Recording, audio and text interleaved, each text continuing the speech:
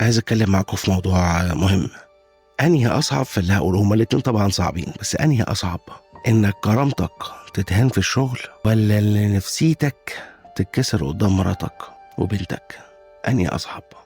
زمان اول ما كبرت وبدات انزل بقى اشتغل وكده، واحد قال لي كرامتك سيبها على باب بيتك وانت نازل رايح الشغل.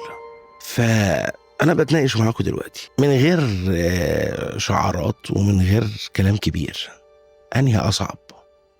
كرامتك في الشغل، ولا كسرة نفسك قدام مراتك وبنتك اهل بيتك يعني؟ بس اكتبوا لي بقى في الكومنتات ونتناقش في الموضوع ده. عايز اتكلم معاكم في موضوع مهم. انهي اصعب في اللي هقوله؟ هما الاتنين طبعا صعبين، بس انهي اصعب؟ انك كرامتك تتهان في الشغل، ولا ان نفسيتك تتكسر قدام مراتك وبنتك؟ انهي اصعب؟ زمان اول ما كبرت وبدات انزل بقى اشتغل وكده، واحد قال لي كرامتك سيبها على باب بيتك وانت نازل رايح الشغل.